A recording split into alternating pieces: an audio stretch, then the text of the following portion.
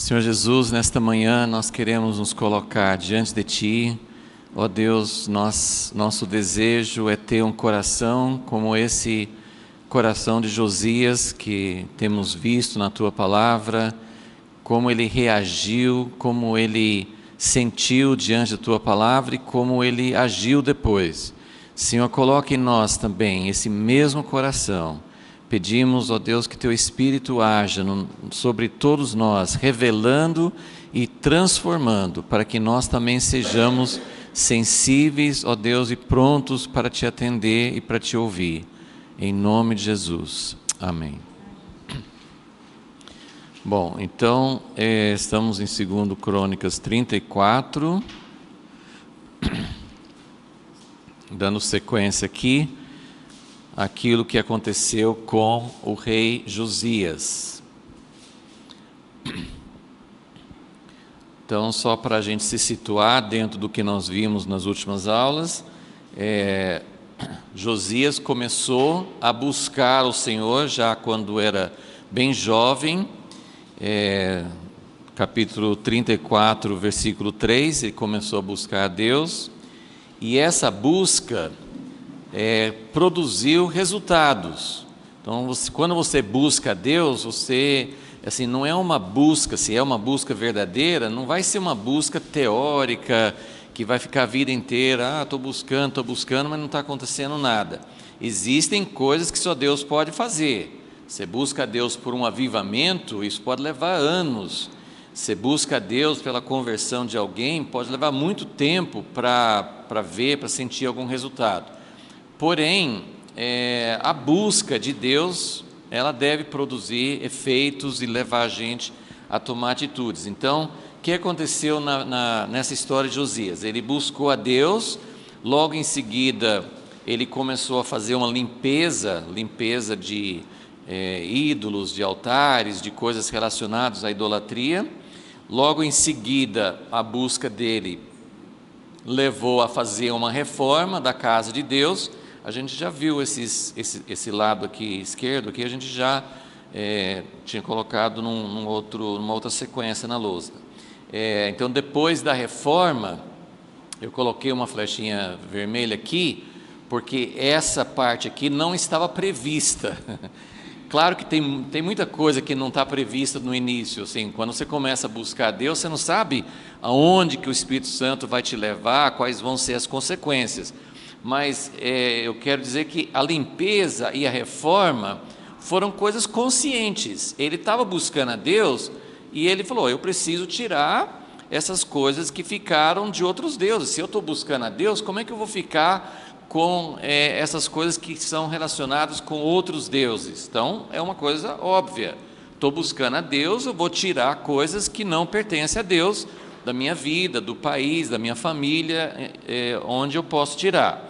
Outra coisa óbvia era que a casa de Deus, onde todo o povo buscava a Deus, estava em decadência, estava precisando de conserto. Então, outra coisa muito óbvia, vou reformar a casa de Deus.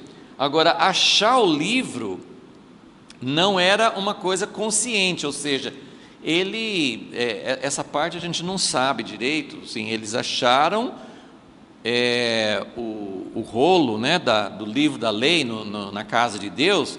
Não significa que não existia nenhuma outra cópia, nenhuma outra lei que eles não tinham conhecimento, mas pelo jeito que quando ele leu, aquilo caiu como uma tonelada em cima da cabeça dele, de alguma forma eles não estavam dando atenção à leitura da palavra. E esse livro, né, não era um livro, né, nos nossos termos de hoje, né, era um pergaminho, era um rolo. Esse rolo da lei era provavelmente aquela que Moisés falou lá no início, olha, vocês vão fazer uma cópia de toda a lei e vocês vão colocar ao lado da arca. Então era uma cópia especial, mas não seria a única cópia. O rei tinha que fazer uma cópia para ele, os sacerdotes tinham outras cópias, então não seria a única cópia, mas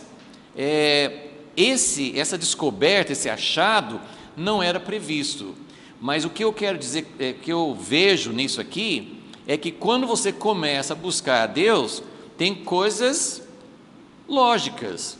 Se você vai buscar a Deus, como eu falei, tire as coisas que não pertencem a Deus da sua vida. Você não precisa de achar isso na lei, você não precisa de um profeta chegar para você e falar que você tem que tirar coisas erradas na sua vida, ou na sua família, ou na igreja, né, em qualquer dimensão que nós estivermos falando. Então, essas ações aqui, elas são lógicas.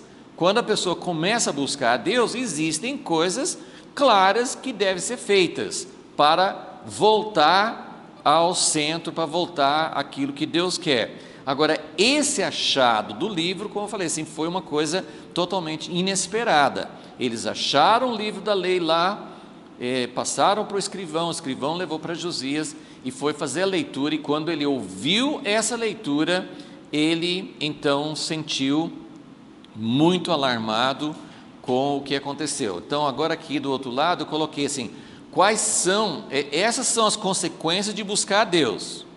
Okay? Ele buscou a Deus, aconteceram essas coisas. Agora, inesperadamente achou o livro da lei, que estava sendo negligenciado.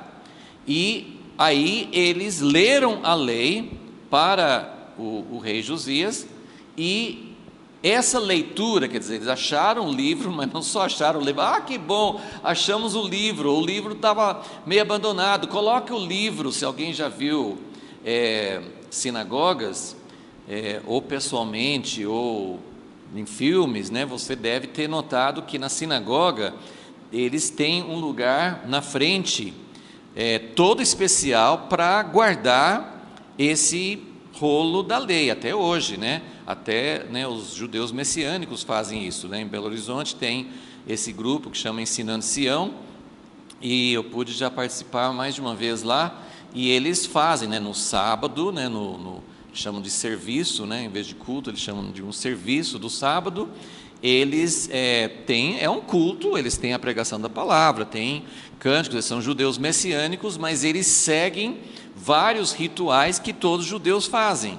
Então, em toda sinagoga existe uma cerimônia muito importante em que eles tiram o rolo desse tipo de um armário, é uma arca, né?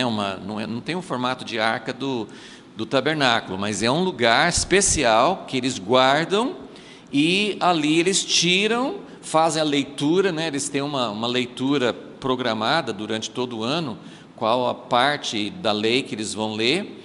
Então eles fazem a leitura da lei, e depois eles têm uma pregação, né? Uma palavra sobre a lei, mas antes eles conduzem, né, esse rolo da lei por toda a congregação, e as pessoas tocam, beijam, eles têm assim o maior respeito, assim, é uma coisa super sagrada para eles. Agora, como disse assim, Josias falou: vocês acharam o livro da lei?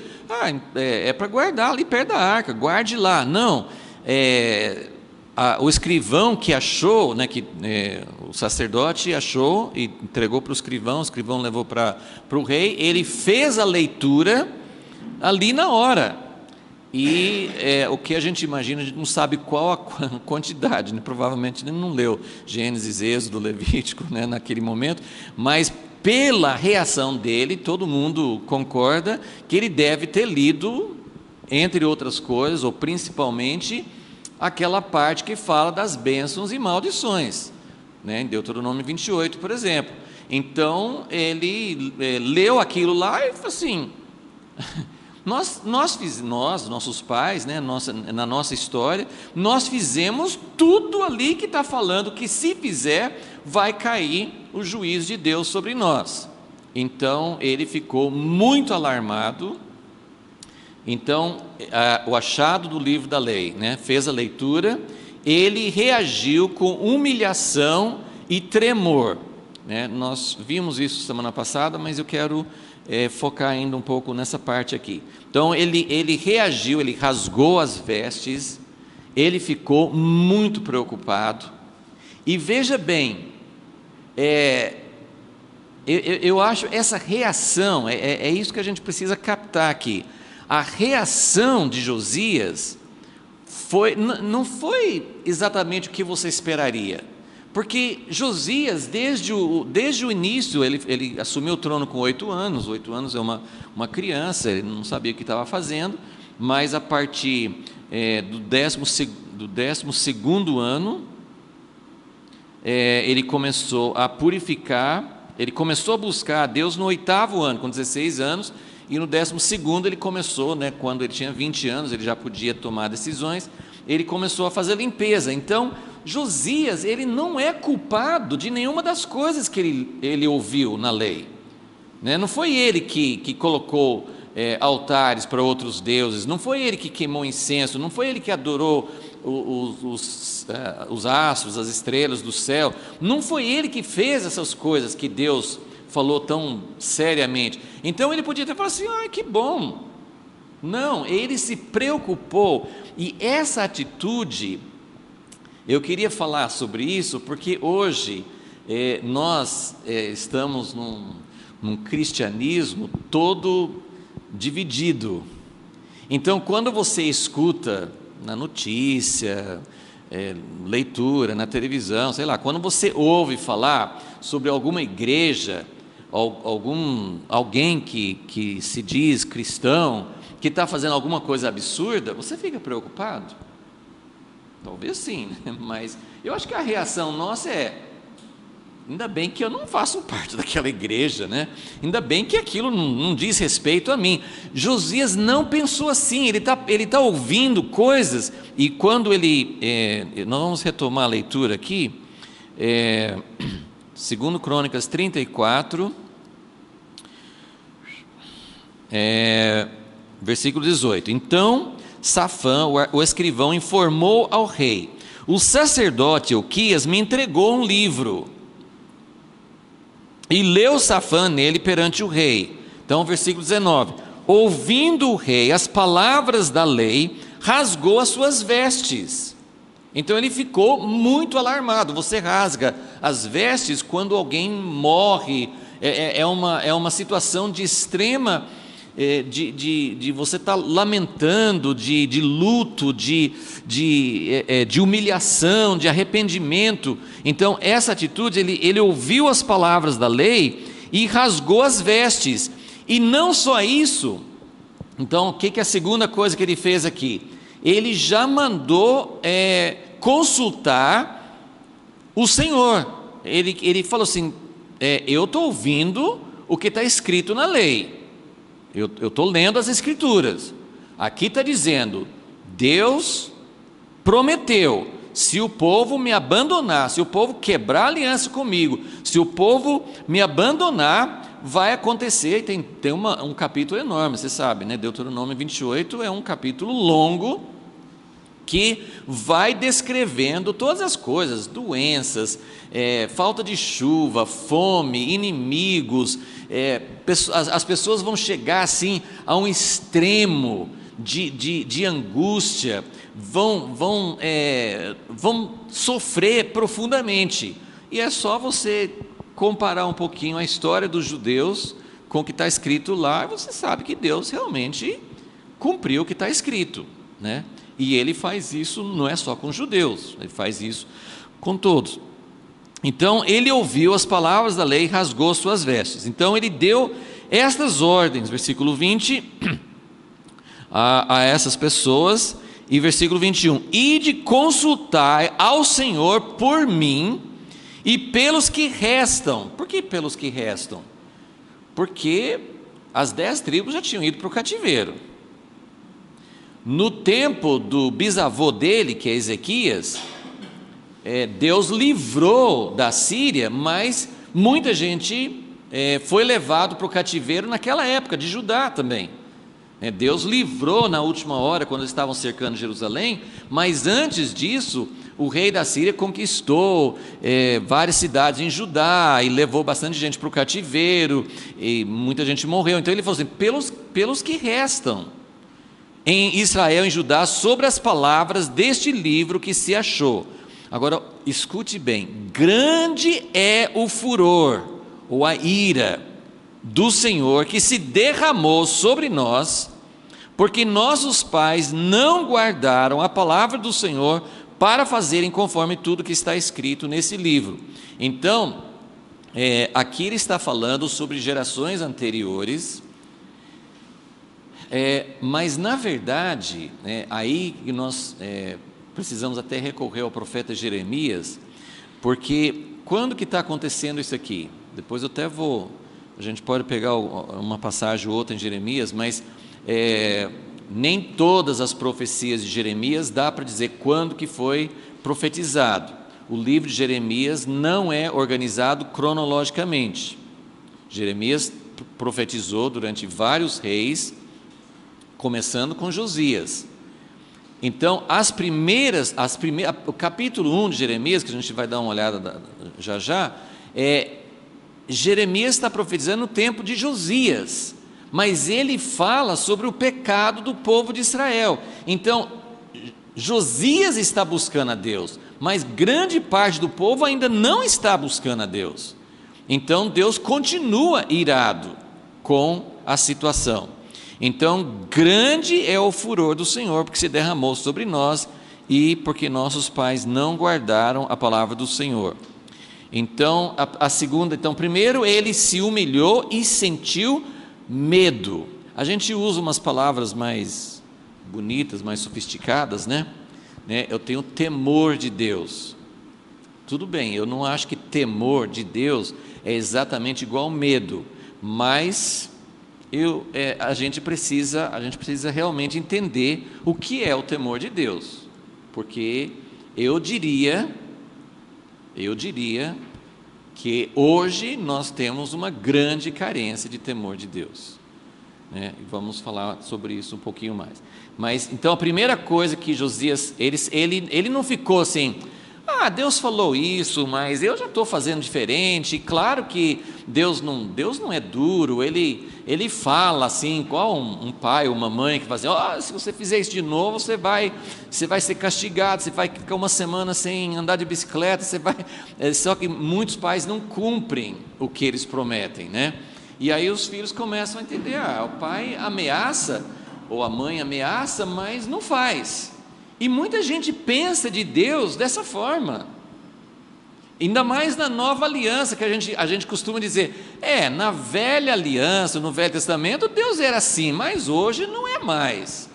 Então precisamos dar uma conferida nas Escrituras se é verdade isso. Mas a humilhação de Josias, então ele se humilhou, ele sentiu medo, ele sentiu temor, ele tremeu diante de Deus. Ele falou assim, o que será de nós? O que vai acontecer conosco? Está escrito na lei, mas eu quero consultar Deus, eu quero saber o que Deus pensa hoje. Vocês não percebem que precisa dessas duas coisas? Claro que você não vai perguntar, Deus, quando o Senhor inspirou esse texto aqui, o Senhor estava falando sério ou é mais ou menos? Claro que você não vai perguntar isso, né? Deus, a Escritura é a palavra de Deus, mas quando você consulta Deus, você quer saber essas profecias, essas coisas que o Senhor falou em tempos passados, que ia acontecer, pode ser coisas ruins, pode ser coisas boas. Deus prometeu enviar avivamentos, Deus prometeu restaurar a igreja, Deus prometeu preparar o caminho para a volta de Jesus. Então você começa a perguntar, Deus, como é que é? Nós estamos aonde nesse processo? É tempo? Chegou a hora? O Senhor vai fazer isso que está falando aqui? Para essa hora? Vai acontecer mesmo? Então Josias quis saber, ele falou assim, eu preciso saber se isso que eu acabei de ouvir das Escrituras é realmente o que vai acontecer agora, porque tem os fatores, o fator de arrependimento, tem o fator da misericórdia de Deus, tem várias coisas. Então eu quero saber se o que Deus prometeu, como que isso vai se aplicar ao nosso tempo. Então ele fez uma consulta profética, ele mandou os mensageiros ir para consultar o Senhor. A gente não sabe por quê, porque nessa época, esse aqui é o 18º ano de Josias, que ele tem 26 anos de idade. que foi achado o livro da lei e que está acontecendo isso. Então, ele tem 26 anos, e é o 18º ano do reinado dele. Jeremias começou a profetizar no 13º ano de Josias, ou seja, 5 anos antes, mas talvez ele ainda não era muito conhecido. A gente não sabe porque essas pessoas não foram consultar Jeremias, foram consultar uma outra profetisa que também tinha todo o respeito e era uma pessoa que tinha a palavra de Deus. Então eles foram, versículo 22, eles foram lá falar com a profetisa Hulda. Versículo 23. Então, nós fizemos só a leitura disso domingo passado, mas vamos pensar um pouquinho mais sobre a palavra profética dela agora. Versículo 23. Ela lhes disse: assim diz o Senhor, Deus de Israel: dizei ao homem que vos enviou a mim, assim diz o Senhor. Você quer saber se vai acontecer? Você quer saber se aquilo lá está valendo hoje? Trarei mal sobre este lugar e sobre os seus habitantes, a saber, o que eu vou fazer? Mais ou menos, um pouquinho menos? Não.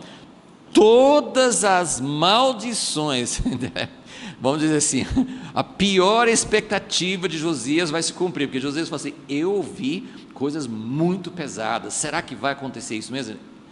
Pode falar com o homem que mandou perguntar, que tudo que ele acabou de ouvir das escrituras, do livro da lei, vai acontecer. Todas as maldições que estão escritas no livro que se leu, para não ter dúvida, que se leu perante o rei de Judá, porque me deixaram, queimaram incenso perante outros deuses, me provocaram a ira com toda a obra das suas mãos, o meu furor se derramará sobre este lugar e não se apagará.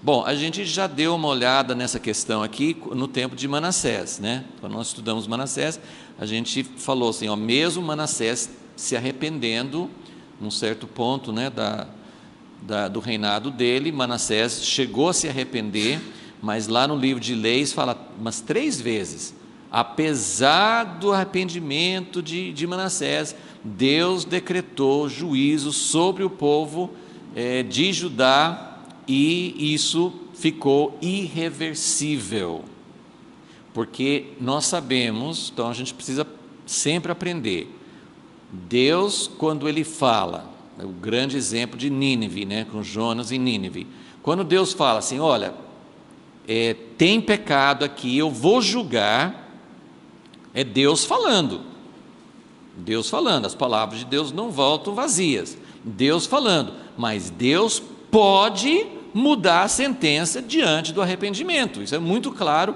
em várias passagens proféticas, né? Ezequiel fala muito claro, se o povo se arrepender, eu vou me arrepender do mal que eu tinha falado. Então, a gente às vezes pensa, puxa, Deus manda uma palavra, não é uma palavra brincadeira, não é alguém que fala sem pensar, Deus está falando, mas a palavra de Deus pode voltar atrás, nesse sentido, Deus pode tirar o juízo diante do arrependimento. Então, isso é a regra geral. Agora, existe um ponto que a gente sempre fala aqui nessas aulas, né? Isso é minha interpretação, não é minha interpretação, é uma coisa clara na Bíblia, mas essa ilustração é minha, né? Que existe uma linha na nossa vida individual, existe uma linha na vida de congregações, existe uma linha para países, e existe uma linha para o mundo inteiro, que quando passar daquela linha, ainda que haja arrependimento, Deus não vai voltar atrás mais, ok? Então, acho que eu não vou tomar tempo para ler, mas Jeremias, que é contemporâneo, Jeremias, houve um momento, tem algumas profecias, alguns momentos no livro de Jeremias, que Deus fala, por exemplo, Jeremias 36, que a gente leu domingo passado, um filho de Josias, mas um filho mau, um filho que não teme a Deus. Deus mandou Jeremias escrever todas as profecias dele e ler para o rei e para o povo. E lá está escrito: quem sabe o povo vai ouvir, se arrepender e eu possa mudar. Isso Deus falou depois disso. Ele ainda falou, podia ter algum... Eu não sei se dá para entender em Jeremias 36 que Deus ia voltar atrás, mas a minha conclusão de ver todas essas passagens é: sempre, sempre vale a pena se arrepender. Nunca tem um momento em que fala assim, não adianta se arrepender. Mas tem 2 lugares em Jeremias, se vocês quiserem anotar, deixa eu ver onde coloquei aqui, Jeremias 7,16 e Jeremias 11,14, Jeremias 7,16 e Jeremias 11,14, em duas ocasiões, em 2 profecias diferentes, Deus fala com Jeremias: não adianta mais orar por esse povo, ainda que eles comecem a clamar, eu não vou ouvir mais. Então chegou um momento em que Deus falou assim: não adianta orar mais, tem uma linha que passa, tem uma linha que ultrapassa, nós não sabemos onde está essa linha. Você nunca caia na bobagem de falar com alguém, a não ser que Deus tenha te dado uma palavra muito forte, muito confirmada, mas nunca a gente deve falar com alguém sem ter muita certeza de Deus. Eu acho que na maioria das vezes Deus não fala isso com a gente. Falar com alguém que a pessoa, você passou da linha, Deus não vai te perdoar mais. Nós não temos direito de falar isso. Nunca devemos pensar isso sobre nós mesmos. Tem pessoas que ficam debaixo de uma condenação, tem igrejas que ensinam, a gente já lidou com várias pessoas de uma determinada igreja que ensina que se a pessoa sai daquela igreja, se a pessoa comete alguns pecados, não tem mais perdão. Tem igrejas que ensinam isso, e como é difícil ajudar aquela pessoa a entender que isso é ensinamento humano, não é verdade. Tem pessoas que têm um coração, querem voltar para Deus, mas estão com aquela condenação. Então isso é uma coisa errada. Nós não temos o direito de falar onde está essa linha. O que eu estou querendo dizer é: existe uma linha, e Deus é quem sabe, e eu não quero ficar brincando com essa linha. Será que eu estou perto? Será que ainda posso pecar mais uma vez? Será que... E isso é muito perigoso, a gente não pode brincar com Deus. Essa é a mensagem clara da Bíblia, ok? Mas existe uma linha, ok? Então, voltando então aqui para essa profetisa, está dizendo, versículo 25: o meu furor se derramará sobre esse lugar, não se apagará. Então está dando a entender que existe, que já passou da linha, e a ideia que confirma em vários lugares, que essa linha foi atravessada com Manassés. Mas não foi outra coisa importante que a gente já viu, mas vamos lembrar, é que não foi, vamos dizer assim, Manassés fez muita coisa ruim, mas não foi, vamos dizer assim, isoladamente Manassés que fez passar a linha. Ele foi o último numa sequência. Então lembra aquela outra figura? Essa é uma figura bíblica, a minha figura é a linha, a figura bíblica é o cálice. Fala várias vezes na Bíblia sobre o cálice da ira de Deus. Então esse cálice pode encher, e a gente também não sabe quando que enche, mas quando enche, por exemplo, os cananeus, antes de Josué entrar com o povo, né, na terra prometida, os cananeus conseguiram encher o cálice de Deus, ok? Então, e Apocalipse fala sobre o tempo final, quando o cálice de Deus vai se encher, e aí não vai ter como reverter, ok? Então, essa é a mensagem, né? Que meu furor se derramará sobre este lugar, não se apagará. Agora versículo 26: ao rei de Judá, que vos enviou a consultar ao Senhor, assim direis. Então, a mensagem de Deus pela profetisa tem 2 partes. Uma parte é sobre a nação, sobre o povo, passou a linha, não vai ter retorno. Mas aí tem a segunda parte, agora essa parte da mensagem é especificamente para Josias, para o homem que mandou consultar. Ao rei de Judá, que vos enviou a consultar ao Senhor, assim direis: assim diz o Senhor Deus de Israel, quanto às palavras que ouviste.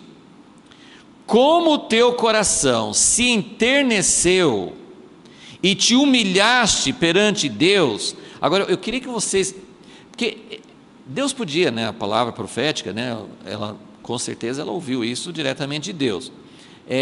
Deus poderia ter falado assim: como você foi, né, se humilhou, mas olha quantas coisas que fala aqui para reforçar a ideia.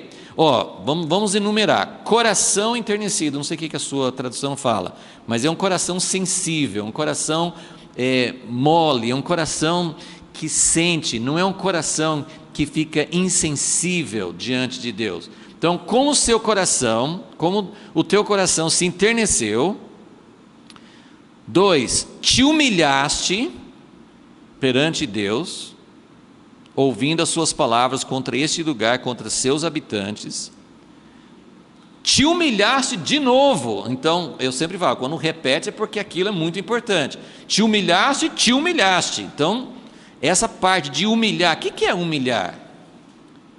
É sentir que eu não sou, eu não tenho, sabe, a pessoa que não é humilde é a pessoa que fala assim: eu tenho direitos, eu sou uma pessoa correta, me respeite, não pode fazer isso comigo, né? Isso é não ser humilde. Humilde é dizer: Deus, o Senhor falou e a gente fez tudo errado, e o Senhor tem todo o direito de cumprir o que o Senhor mandou.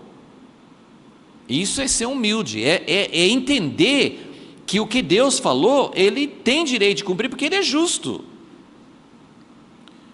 Te humilhaste, outra coisa, rasgaste as tuas vestes, outra coisa, choraste, entendeu? Então, Deus tomou nota de tudo que Ele fez, Deus viu, e olha o que fala no fim: choraste perante mim, também eu te ouvi. Você sabe que isso aqui não é ouvir e escutar, Deus escuta tudo, né? Esse aqui é ouvir no sentido de atender, né? No sentido de assim, o seu pedido, né? Nos Salmos fala sempre assim: ouve-me, ó Deus. Deus não está surdo, não precisa gritar mais para Deus ouvir, né? Deus ouve de acordo com o coração. Tem coisas que tocam o coração de Deus e tem coisas que não tocam. Então, quando eu falo assim: Deus, por favor, me ouça, na verdade eu estou falando assim: Deus, por favor, me dê um coração, me dê uma atitude que corresponda àquilo que o Senhor quer, que realmente seja o que o Senhor está esperando em mim. Então, também eu te ouvi. Gente, eu quero reforçar essa ideia: nunca tem um momento em que não vale a pena se arrepender. Vocês estão vendo, essa palavra profética falou duas coisas muito contraditórias. Não contraditórias porque, na verdade, mesmo Deus ouvindo Josias, Ele não vai reverter a sentença.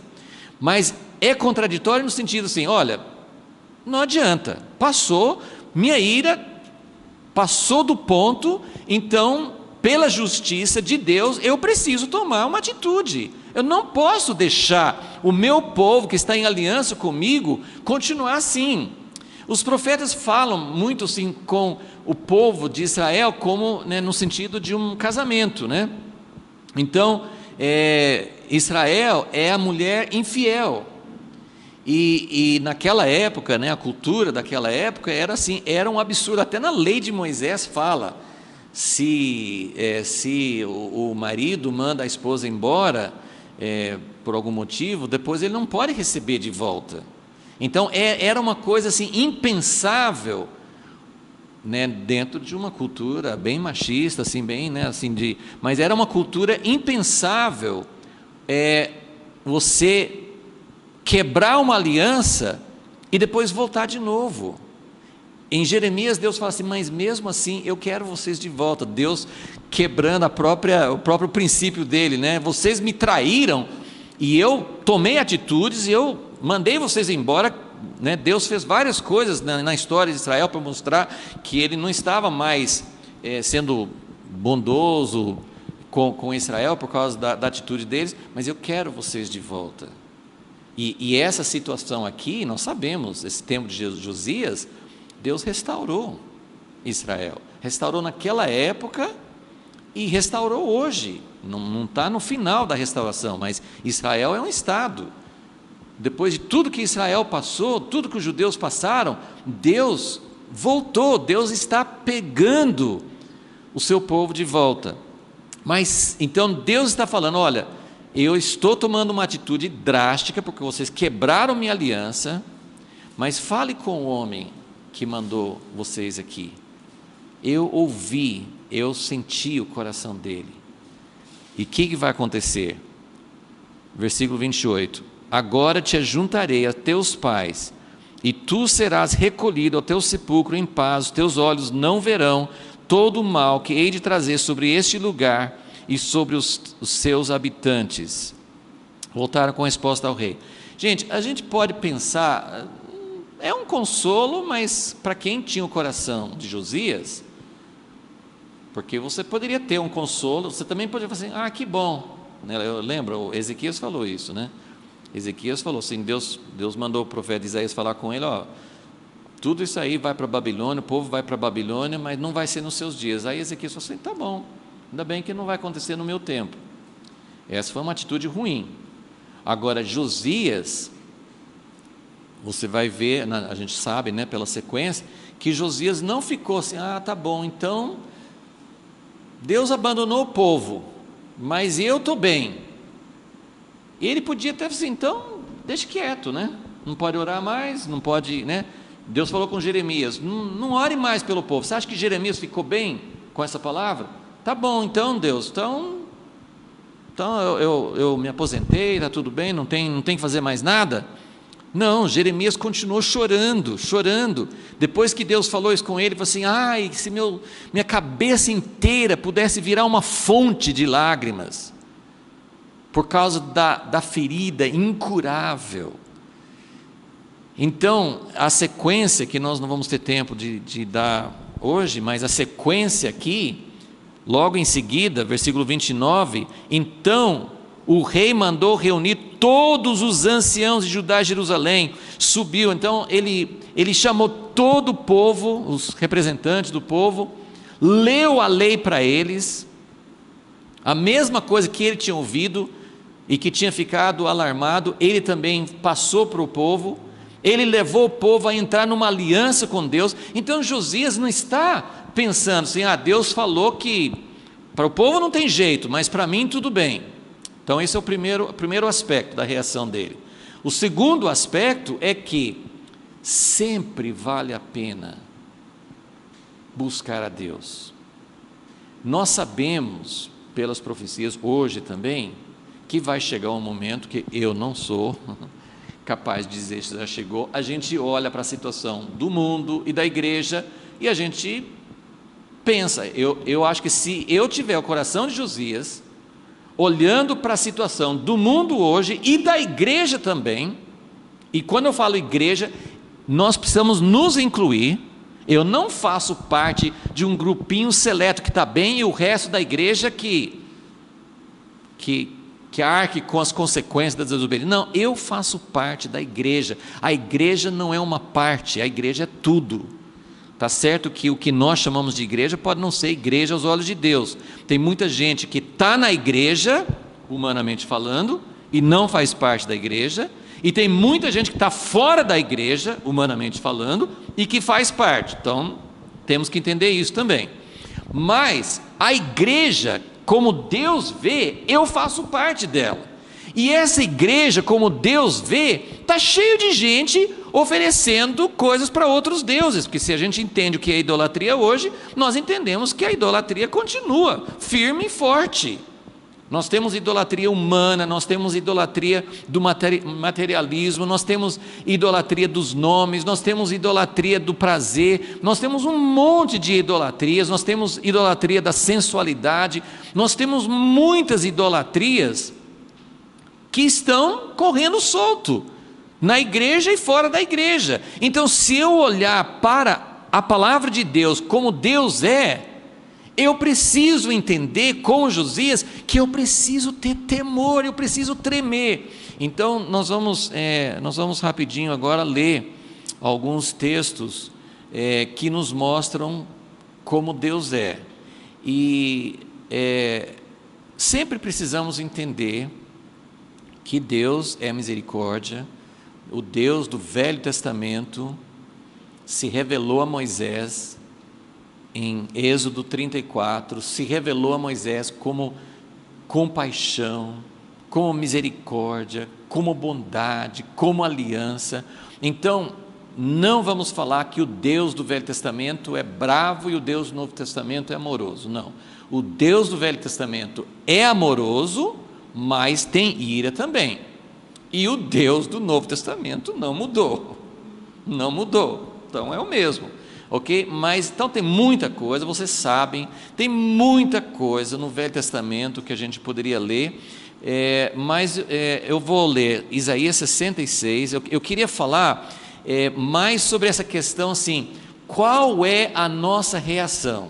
Então eu queria, assim, foi algo que eu senti enquanto estava meditando e preparando hoje, eu senti esse palpitar do coração de Deus, que Ele quer que as pessoas tenham a reação de Josias. Vocês viram como a palavra que Uda mandou para ele, o quanto, sim, eu acho maravilhoso quando você consegue ver as reações de Deus, né? Eu tenho falado muitas vezes sobre Acabe, um homem mau, pior rei de Israel. Quando ele esboçou um pequeno arrependimento, Deus se derreteu, né? Por lá você viu, Elias, você viu como ele está se arrependendo. Quando Manassés, também o pior rei de Judá, quando ele se arrependeu, Deus falou assim: tá bom, você passou da linha, mas eu vou aceitar você de volta.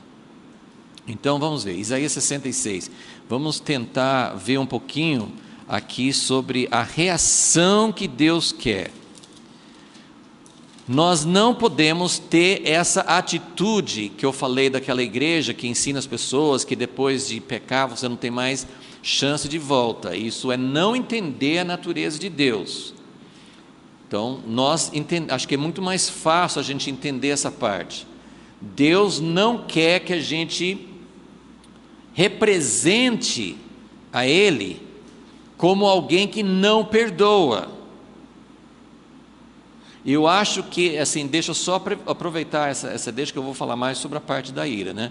Mas, antes de passar para isso, eu acho muito importante que os cristãos, os evangélicos, os cristãos, que estão lutando em vários países, inclusive o Brasil, para impedir a tendência que o mundo está indo, no sentido de aceitar, de aprovar a mudança da família, mudança de valores, permitir o aborto, essas coisas assim que são temas muito quentes no nosso tempo. Mas os evangélicos, muitas vezes, eles passam para as pessoas, e esses dias mesmo eu pude conversar com uma pessoa cristã que está lutando com uma dificuldade muito séria na vida dele, e ele expressou isso. Eu acho muito importante a gente entender como as pessoas nos veem, como as pessoas veem os evangélicos. As pessoas veem os evangélicos como aqueles que não têm misericórdia de quem é diferente. Então, vamos dizer, dos homossexuais, dos que cometem algum tipo de, né, assim, os que fazem aborto, assim por diante. Já teve casos nos Estados Unidos das pessoas cometerem violência, não estou dizendo nem que eram cristãs, né? Provavelmente não, mas pessoas defendendo esses valores que a gente considera como cristãos. Já teve caso de matar ou de machucar quem estava trabalhando numa clínica de aborto. Eu concordo, Deus não quer o aborto, mas eu vou com minhas mãos fazer mal para essas pessoas? Entende o que eu quero dizer? Ou se não faz mal com suas mãos, mas você declara, você mostra que Deus não aceita E quando alguém, até foi muito mal interpretado, e posso ser mal interpretado em citar isso aqui, mas quando o Papa Francisco falou uma certa vez, bem no início, né, depois que ele se tornou Papa, ele falou alguma coisa assim, que ele não podia rejeitar pessoas gays. E todo mundo falou assim, nossa, o Papa está falando que está tudo bem. Não, ele não estava dizendo isso. Então a gente precisa entender, e mesmo que ele fosse, eu não estou dizendo que o Papa necessariamente é o padrão, mas só estou querendo dizer que nós precisamos entender o coração de Deus. Deus não aceita certos padrões, mas isso não significa que nós devamos ter uma atitude de rejeição. O mal da homossexualidade é uma consequência do pecado no mundo, mas muitas pessoas específicas, eu uso essa comparação, doença é uma consequência do pecado, concorda? Doença está no mundo por causa do pecado. Agora, você vai dizer que toda pessoa doente é culpado de ter cometido algum erro contra Deus? Jesus falou claramente sobre o homem cego em João 9. Os discípulos perguntaram, Jesus, peraí, quem que fez o mal? Os pais dele ou ele mesmo? É uma pergunta meio doida, porque ele nasceu cego, né? Como é que ele podia ter feito? Mas quem que pecou? Foi ele ou os pais dele? Jesus falou, nenhum dos dois. Nenhum dos dois. Ele falou assim, para que a glória de Deus seja manifesta, mas o pecado existe no mundo por causa do pecado, mas isso não significa que as pessoas que têm a enfermidade são pecadoras. Diferentemente, assim, todo mundo é pecador, mas não é que elas estão sendo julgadas, castigadas por causa do pecado, dessa doença. A mesma coisa, uma pessoa que luta, e a gente tem exemplos tremendos, muita gente conhece os livros de Henry Nouwen, um homem que tinha coisas maravilhosas de Deus. Ele lutou com a tendência homossexual até o fim da vida dele. Ele foi culpado, Deus estava julgando, ele fez alguma coisa errada, os pais dele fizeram, existem estudos, porque as pessoas se tornam homossexuais por causa de falta de pai. Eu acho que tem influências, tem coisas, mas tem muitas situações que são inexplicáveis, não tem uma explicação. Então, o que eu quero dizer, resumindo, tome muito cuidado, a igreja precisa mudar a postura. Nós não somos contra os homossexuais no sentido de não amá-los. Olha, gente, tem gente lutando, gente que se converteu, gente que não quer mais sentir isso, e é uma situação terrível mesmo, e tem outras situações. Então, estou querendo dizer isso sim para dizer, Deus é misericordioso para com as pessoas, e nós devemos ter essa atitude. Agora, por outro lado, Deus tem ira. Isaías 66, versículo 2: não fez a minha mão todas estas coisas, e assim vieram a existir, diz o Senhor?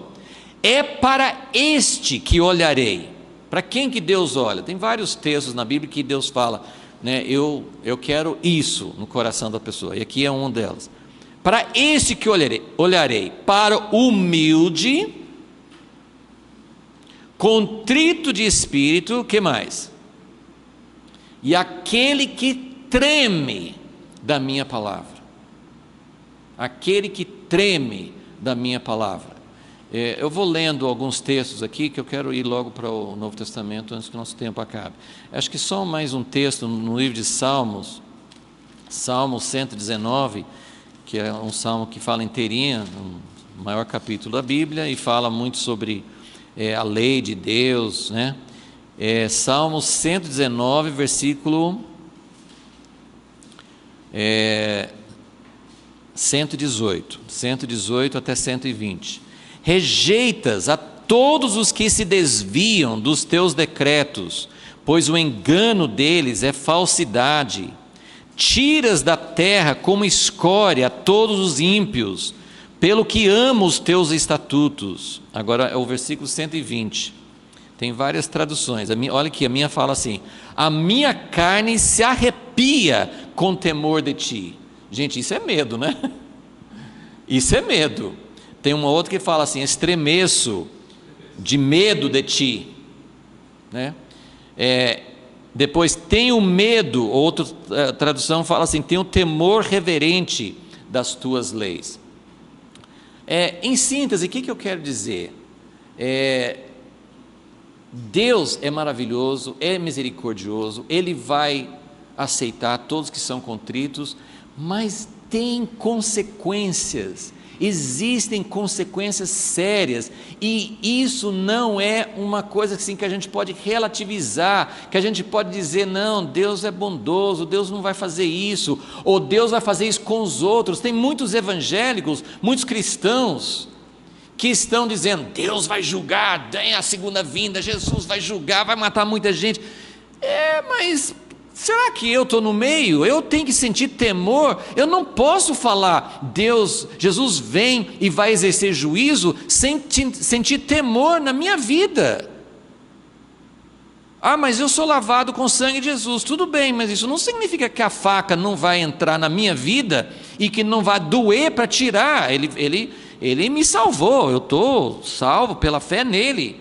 Eu não estou falando que a gente tem que colocar isso em dúvida, mas eu estou dizendo assim, o que nós precisamos é ter um santo temor de Deus. Eu só quero ler então, para terminar, alguns textos no Novo Testamento, né? Já que a gente tem que pensar assim, será que o Deus... Porque o velho a gente sabe que está muito cheio de textos, tem muita coisa nos profetas, nos salmos, tem muita coisa que Deus falou com Moisés, tem muita coisa que fala sobre a ira de Deus, muita coisa. Mas será que mudou no Novo Testamento? Eu sempre, quando eu quero mostrar essa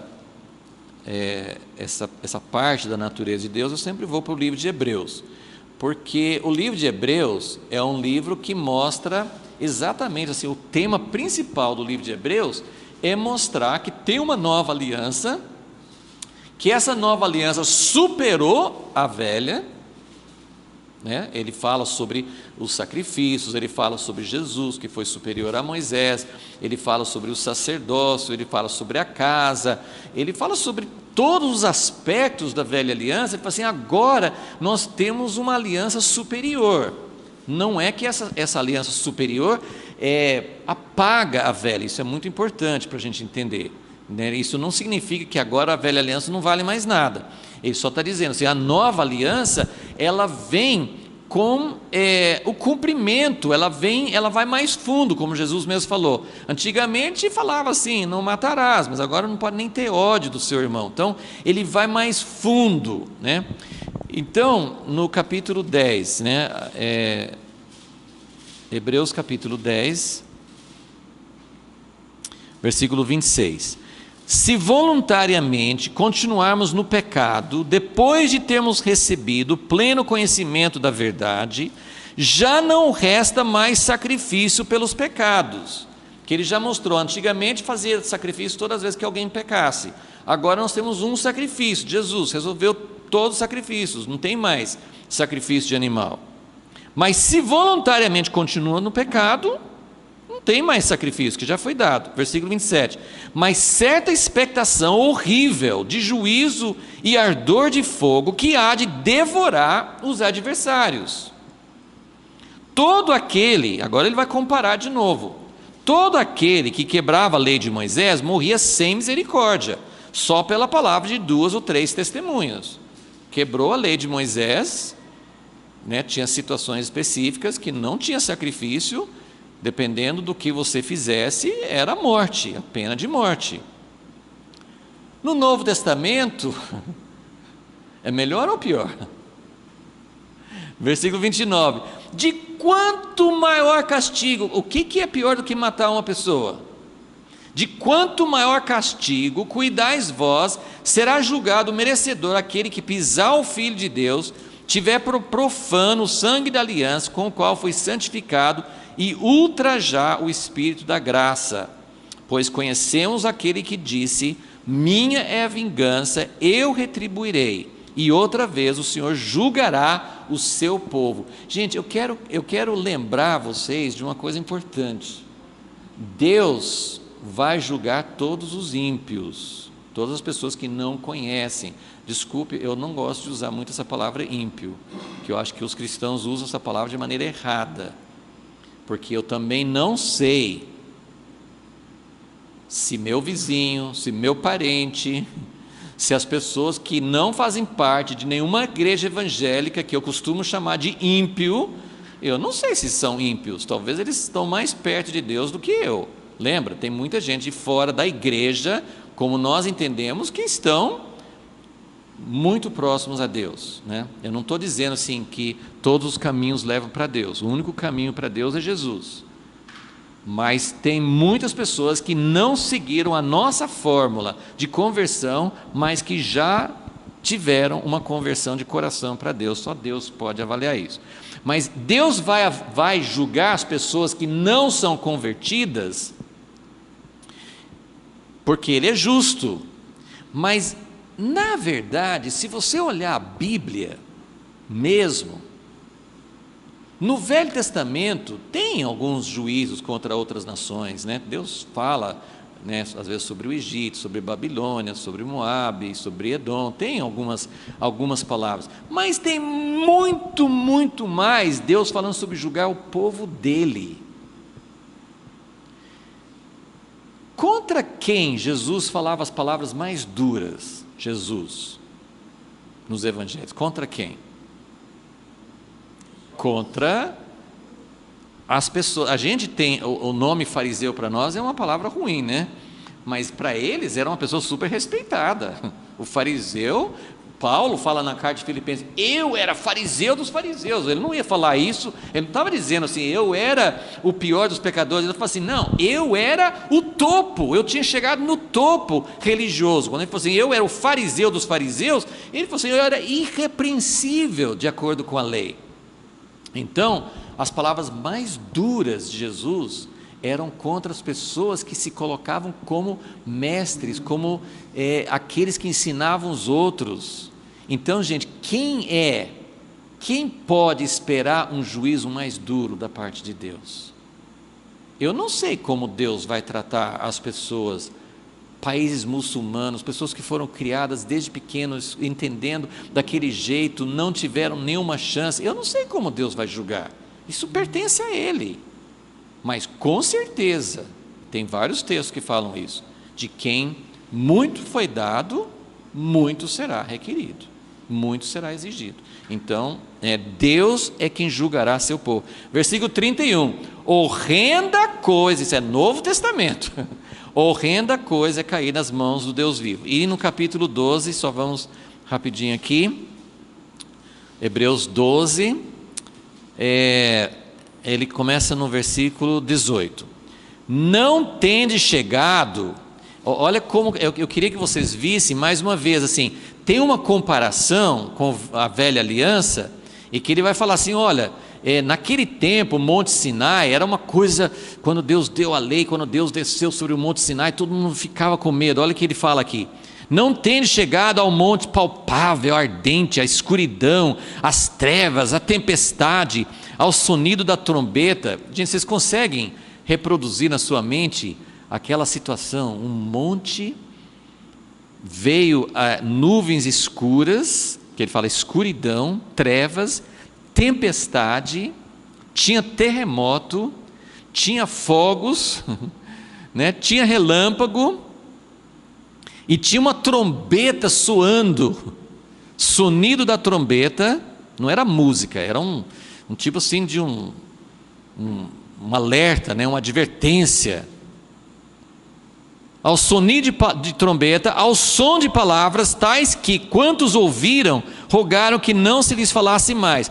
Quantos de nós, quando a gente lê lá no livro de Êxodo e Deuteronômio, repete, né? Deus falou com viva voz, e aí o povo chegou para Moisés e falou assim, uau, nós escutamos a voz de Deus e estamos vivos aqui, só que fala com Deus para não fazer isso mais, nunca mais. E a gente fala, que povo, como que eles foram fazer isso? E no livro de Deuteronômio, que Moisés está recontando, ele fala como Deus conversou com Moisés depois disso, falou assim, é verdade, eu não posso fazer isso mais com eles, mas depois tem uns vislumbres no coração de Deus, porque depois que ele fala assim, tá certo, eu exagerei, eu não posso fazer, eles não suportam, e é verdade, eles não iam suportar, que Deus falou com Moisés, eles falaram bem, eles falaram certo, não dá mais para eu falar assim. Só que depois tem um versículo profundo, que ele fala assim, quem dera que eles tivessem um coração para ouvir a minha voz. Deus falando, eu acho fantástico assim, Deus fala assim, quem dera, Deus, o Senhor é Deus, quem dera, quem pode fazer é o Senhor, né? Quem dera, se eles tivessem um coração. Então tinha toda essa situação que Deus estava falando, e olha que no versículo 21 tem uma informação sobre Moisés que não está no Velho Testamento. Esse autor do livro de Hebreus, ele tinha acesso a uma fonte que a gente não tem. Tão terrível era a visão que Moisés disse, estou todo aterrado e trêmulo. Gente, é Moisés que falava diretamente com Deus, como alguém fala com seu amigo. Moisés ficou aterrado. O que eu quero dizer é, nós precisamos conhecer o Deus que inspira medo, porque ele é justo, ele é santo, e eu preciso entender que quebrar as alianças, ir contra o que ele nos deu de graça, tem consequências sérias. E principalmente, onde que Deus exige mais? Daqueles que estão em aliança com ele. É aí que Deus exige mais. Ok. Aí fala o versículo 22, mas então vocês não vão ter que chegar nesse monte mais. Vocês chegaram ao Monte Sião, a cidade do Deus vivo, a Jerusalém celestial, aos muitos milhares de anjos, a universal assembleia, a igreja dos primogênitos escritos nos céus, tendo chegados a Deus, juiz de todos, aos espíritos dos justos aperfeiçoados, a Jesus, o mediador de uma nova aliança, ao sangue da aspersão, que fala melhor do que o de Abel. O que o sangue de Abel falava? Vinga o meu sangue do meu irmão que me matou. E o sangue de Jesus fala assim, não, perdoa, porque eles não sabem o que estão fazendo.